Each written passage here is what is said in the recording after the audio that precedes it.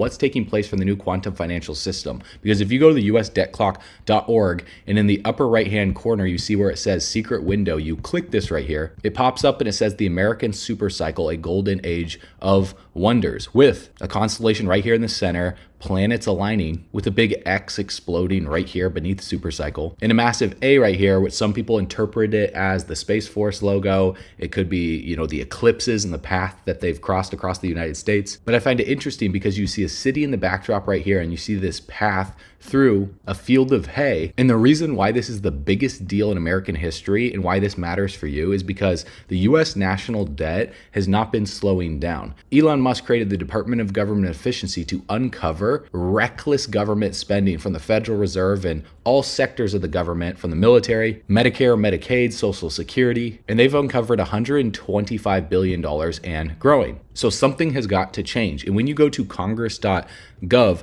you guys can see HR 6227, the National Quantum Initiative Act. You can look this up for yourself. It's a 12-page document right here that you can read, but to summarize it for you, this act was signed into law back in 2018. So this isn't new, but it may be new to you, so it's important to pay attention because this is to advance the United States leadership in quantum information, science, and technology. The act established a coordinated federal program to accelerate quantum research, and this plays a massive role in laying the groundwork for future applications, specifically in finance, enhancing cryptographic security through quantum-resistant encryption to safeguard financial transactions, optimizing financial models, and accelerating blockchain and digital currencies. And the quantum financial system, or QFS for short, is an advanced financial system launched to eradicate the monopoly on monetary systems, and for that purpose, a system that comprises of artificial intelligence, complex computer programs, fully backed by banks, is needed, and this takes time. Now, the quantum financial system is highly debated out there because some people say that it'll never happen. Some people say that it's already programmed.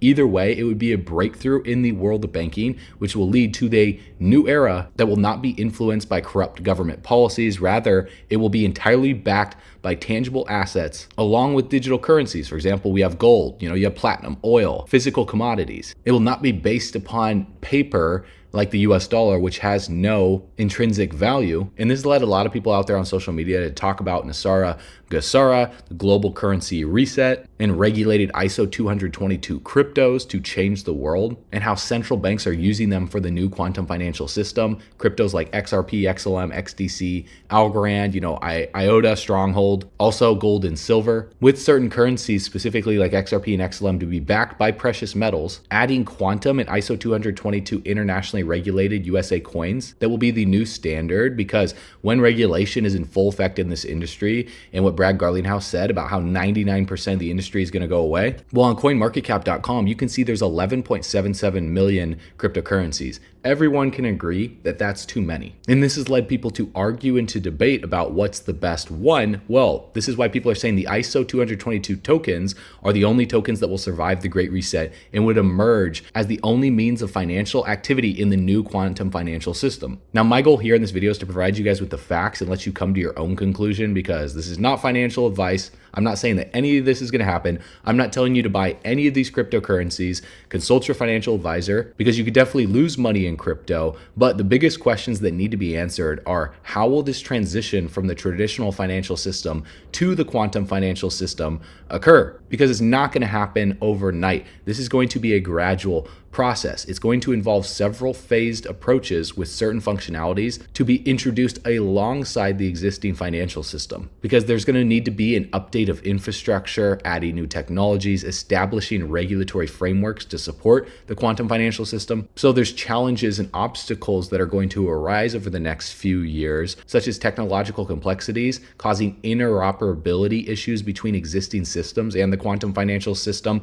That's why Brad Garlinghouse says interoperability is the key. That basically just means a certain system that is different from another system to communicate well together and to work together. There's also massive regulatory and legal considerations, not just in the United States with the SEC, the CFTC, but other countries and other jurisdictions that have their own set of rules, and also addressing potential security and privacy concerns. You guys saw in my previous video, I just talked about a hack from Bybit where over $1 billion was stolen in crypto that made the hacker one of the largest Ethereum holders in the world. So with hacks still going on in the crypto space, this does not give everyone across the globe utter confidence to go all in because we're still in part of the wild, wild west. So this leaves a lot of people to wonder, will the new quantum financial system eliminate the need for physical currencies at some point in the future? Because by facilitating digital transactions through distributed ledger technology, through the blockchain, even through a new digital dollar, the reliance on physical cash will be reduced. Because even for me, I don't even use cash or carry cash anymore. I have a phone case as my wallet that has my credit cards in the back of it that I use. So this isn't something that's set in stone yet. And the implementation and adoption timeline is going to vary across different regions because some countries move quicker than others. But we have seen legacy media and companies within Hollywood tell us what is coming right in front of our eyes, but you have to dig deeper than the surface to see the true meaning of some of these movies. For example, The Wizard of Oz has a hidden meaning, and I thought this was a great post by Nassar Gassara that is saying the quantum financial system that runs on the blockchain plus the ISO 222 wealth transfer is what this talks about. But let's get into The Wizard of Oz and what it really means. This appears to be a message to expose the banking cartel in America and to let the people know that they have the power to liquidate them and get back to Kansas, the real land and republic. The Wizard of Oz was written by L. Frank Baum and is not just a mere story. What is Oz? Well, a symbol for ounces, OZ. What is measured in ounces? Gold. What is the yellow brick road? Could it be ingot bars of gold? The character known as the straw man represents that fictitious all caps legal fiction, which is a person the federal US government created with the same spelling as your birth name. Remember what the straw man wanted from the Wizard of Oz? A brain. No juristic person, legal fiction. Paper Corporation has a brain because he or she has no breath of life. And what did the straw man get in place of a brain? A birth certificate for a new legal creation. He was proud of his new legal status and all the other legalisms he was granted. Now he becomes the epitome of the brainless sack of straw who was given a certificate in place of a grain of common sense. Now, what about the Tin Man? Does taxpayer identification number come to mind? The poor Tin Man just stood there mindlessly doing his work until his body literally seized up and stopped functioning. He worked himself to death because he had no heart or soul. He's the heartless and emotionless creature robotically carrying out his daily tasks as though he were already dead. He's the ox pulling the plow and the mule toiling under the sun. These days, his taskmasters just oil him nightly with beer and place him in front of a hypnotic television under his very existence no longer having any meaning or value. His masters keep him cold on the outside and heartless on the inside in order to control any emotional feeling that might arise. The cowardly lion was always too frightened to stand up for himself. Of course, he was a bully and a big mouth when it comes to picking on those smaller than him. Have you ever noticed how bullies are really the biggest cowards when push comes to shove? They act as though they already have great courage, but in reality, they have none at all. They roar, but with no teeth of authority to back them up. When push comes to shove, the cowardly lion always buckled and whimpered when anyone of any size or stature challenged him. He wanted courage from the Grand Wizard, so he was awarded a medal of official recognition. Now, although remaining a coward, his official status allowed him to be a bully, but with officially recognized authority and not at all unlike the attorneys who hide behind the courts. What about the trip through the field of poppies? Did you notice how this had no narcotic effect on the straw man who had no brain or the Tin Man with no heart or soul? They weren't real people, so drugs could not influence them. The Wizard of Oz was written at the turn of the century, so how could the author have known America was going to be drunk at the time? The Crown has been playing the drunk cartel game for centuries. Just look up the history of Hong Kong and the Opium Wars. The Crown already had valuable experience conquering all of China with drugs, so why not the rest of the world? What was the Emerald City? Well, could it be the Federal Reserve System? Who finally exposed the wizard for what he really was?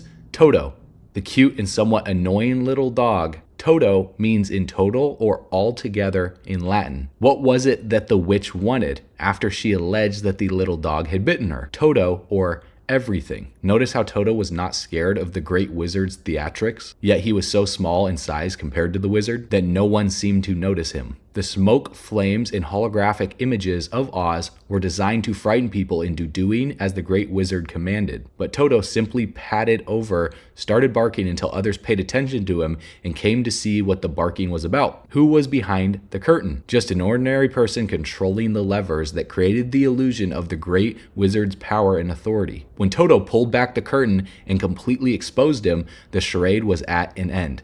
The veil hiding the corporate legal fiction and its false courts was removed. The wizard's game was up.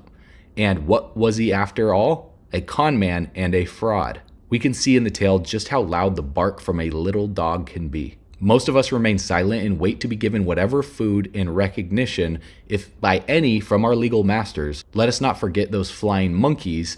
What perfectly mythical creatures to represent the Bar Association attorneys who attack and control the little people for the great crown wizard, the powerful and grand bankers of ours. How did Dorothy finally get home? She simply clicked her heels. She always had the power, and so do we. So, what would it take to expose the wizard for what he really is? We each need only a brain, a heart, soul, and courage. Then, and perhaps of the greatest importance, we need to learn how to work together. Only by working together can we have the freedom that was given to us all under the law of God. Now here's where this gets really weird but interesting. If you go on the Gematria calculator and we type in the Wizard of Oz, in Hebrew it comes up as number 2213, in English it comes up as number 1056, and in simple Gematria it comes up as 176. Now obviously take this all with a grain of salt. I just find this interesting because there's no such thing as coincidences here. But in English and simple Gematria it comes up as the same number as Kekius Maximus. Now those of you guys remember in my previous video, Elon Musk went viral on Twitter for changing his name to Kekius Maximus. Even Tesla owner's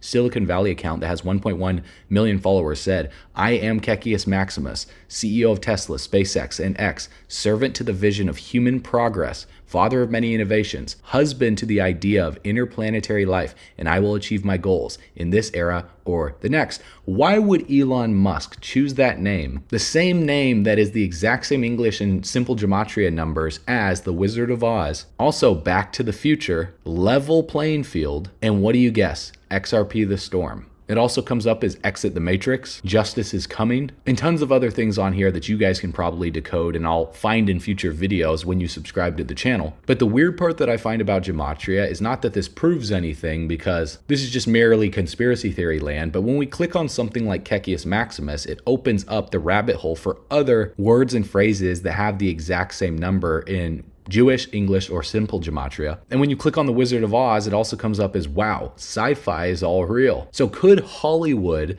be showing us stuff that could be categorized as fiction, but in reality, it's nonfiction, like The Matrix, but not the actual theatrics and special effects of the movie that are nonfiction, the underlying hidden meaning that goes much deeper than what's shown on screen. Because with the Wizard of Oz symbolizing a yellow brick road, which could potentially be gold bars, we'll listen to what Donald Trump just said recently. We're also going to Fort Knox. I'm going to go with Elon. Would anybody like to join us? Because we want to see if the gold is still there. We want to see. And if we go to federalreserve.gov, their official website, they are acknowledging the efficiency and scalability of the Byzantine fault-tolerant consensus models in a research paper discussing a secure payment system model. And right here under the document, it says Federated Byzantine Agreement, in brackets, Ripple and Stellar. Ripple and Stellar use a federated voting process that is a variant of the Byzantine fault tolerance consensus model, and also shows blockchain versus Hashgraph. Now, what other cryptocurrency has Hashgraph technology? Well, could that be Hedera Hashgraph or HBAR? So XRP, XLM, and HBAR all utilize the Byzantine fault tolerance variations as confirmed by the documents on the federalreserve.gov official website. So if the Federal Reserve is revealing that this model is superior to other consensus mechanisms like proof of work, which Bitcoin is, or proof of stake, making it the most viable choice for high-speed, secure financial transactions, this is massive because not all cryptocurrencies use the tolerant, yet the Federal Reserve has specifically studied and validated its advantages. So given that XRP, XLM, and HBAR are also ISO compliant, aligning them with international financial messaging standards, doesn't it just make perfect sense for the largest central bank to integrate with the most scalable, secure, and compliant digital assets? So when we combine the fundamental facts that are non-debatable because they're on the official websites of the largest organizations, companies, and the central bank of the United States with the spiritual and the stuff that is not so easy to confirm. Like, for example, Elon Musk changing the background banner to Grok and using a similar logo that is almost identical to Stellar's XLM, which if you go to stellar.org, you guys can see the launch of their new logo. It used to just be a rocket. And so they wanted it to nod to Stellar's past, which was their more playful space exploratory days. Now, if you guys know anything about Elon Musk, he is the most playful CEO in the world. He is a grandmaster jester. He is a troll of level 100 out of 100. If you scroll through his posts, he once, had his stock drop in Twitter for smoking weed on Joe Rogan's podcast, saying whatever he wants to say, which obviously is going to piss off some stakeholders and investors because they just expect a CEO to be this robotic tin man or straw man that has no emotion, no heart, no soul, and that just wears a suit every single day, like 99% of CEOs out there. But the reason why Elon Musk is who he is because he thinks different, he thinks outside of the box, and he's uncovering the wizard behind the curtain, which is really just the theatrics of the Federal Reserve, the government in general, that has run up the national debt to over $36.5 trillion. So the Doge clock right here is because of Kekius Maximus, aka the Wizard of Oz. And right here on Stellar's website as well too, they're saying that when Stellar is a global monetary standard, not if, when. The logo will need to work in line so you can type it in a sentence and use it as an emoji like the US dollar, the pound, the euro, the yen. The Unicode symbol for Stellar Lumens might not exist yet, but one day it will, so the logo should come prepared. So they had initial series of logos, which was just the same thing, basically rotated in different directions. Then they came out with the final logo and added 2 lines or 2 slashes. So this is why it's not 100% confirmed, because look at Grok, it just has 1 slash through it right here, so there are some differences there. And he could just be symbolizing Saturn, same thing for XLM, which you guys know BlackRock and the financial elite, they basically worship the BlackRock of Saturn. So it could just be a mere coincidence. Or is there something beneath the surface that we need to do a little bit more digging for? So I did just that for you on Twitter. I went to Grok and I asked, why is your name Grok? And the response was because it's a nod to a pretty cool concept.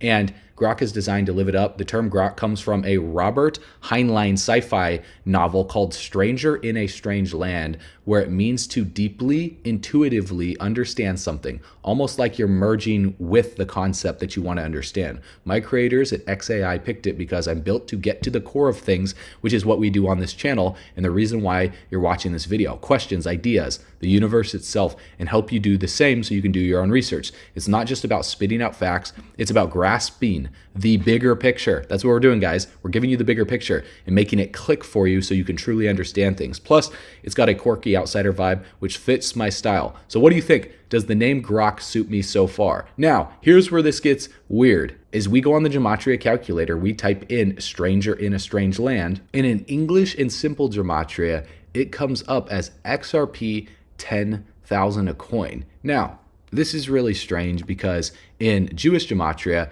it also comes up as XRP gold standard. And a little side note here, when I made this discovery, I accidentally typed in stranger in a stranger land when it's stranger in a strange land at first, and it came up as the architect of the matrix and also Ripple XRP true value. So I don't know, I thought that was really weird. So I fixed it and it came up as XRP gold standard, XRP 10,000 a coin, so I was mind blown. Now, does that mean XRP is going to go to 10,000 a coin this bull run? No. Is it possible for that to happen? Well, that's a conversation for another video to debate and to discuss the difference between market cap and utility and how XRP will work in the new quantum financial system. So like this video, subscribe to the channel if you guys want to see that.